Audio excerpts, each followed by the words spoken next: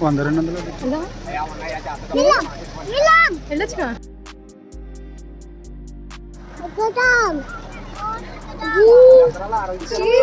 ఎక్కుతాం.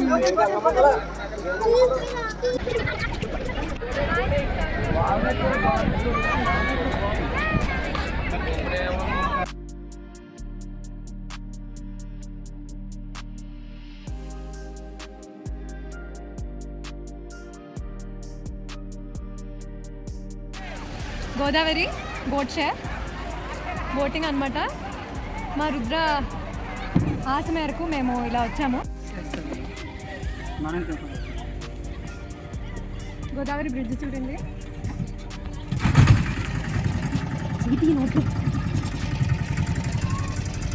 రుద్ర వెనకాల పెద్ద బ్రిడ్జ్ ఉంది. గట్టిగా పెట్టుకో, అలానే ఉంది.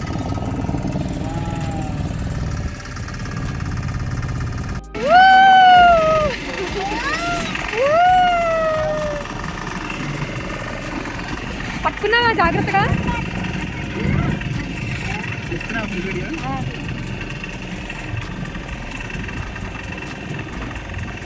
ఎంత గట్టిగా వెళ్తుందా?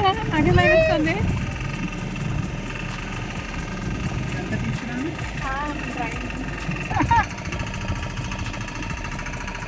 ఓ ఏం ఊగుతోంది రా నాయన. లేదమ్మా నీకు భయం, నువ్వు గ్రేట్ రావు.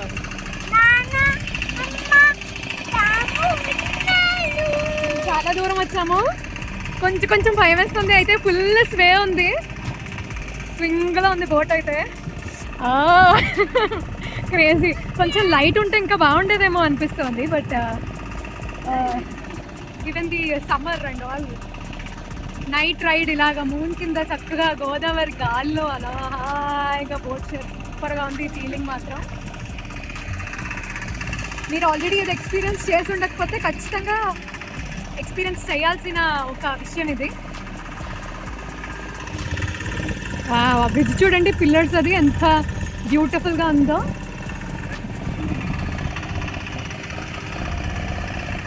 ఓ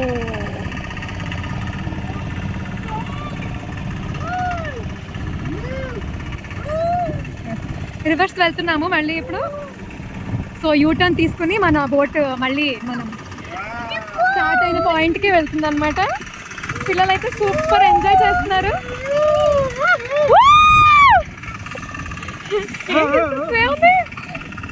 అట్లీస్ట్ లైఫ్ జాకెట్ అని ఇవ్వలేదేంటి విజయ్? Is this normal?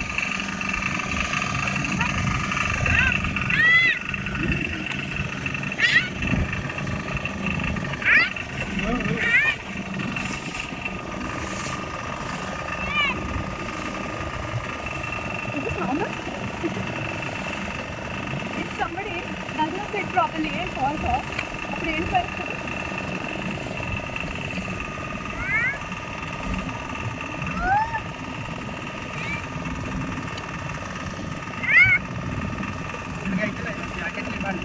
ఇవ్వాలి కదా.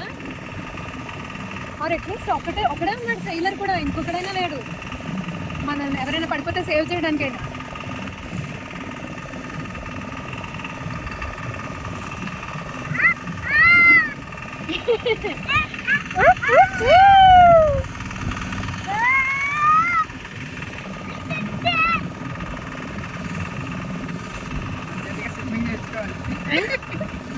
ఇక్కడ దాకా వస్తారా గోదావరిలో?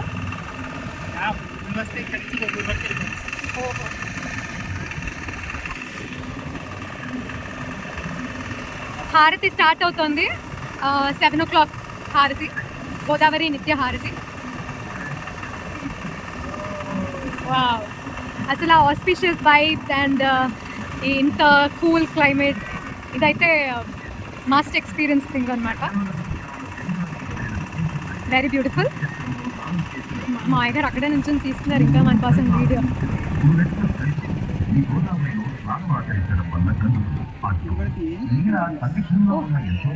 నా ఫోన్లో అంత స్పేస్ ఉండకపోవచ్చు.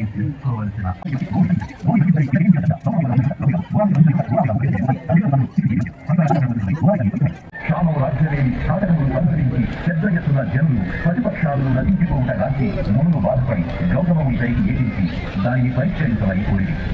గౌతముని ఈ కార్యం కనపెట్టవలసినది కాదు అని వాదించారు. అందుకు బాధపడిన మునులు ఏదైనా ఉపాయముతే గౌతముని వలనే ఈ కార్యమును సాధించవలనని తలచి వారి తపోబలము చేత ఒక క్షణాయుమైన ఘోర మాయా సృష్టించి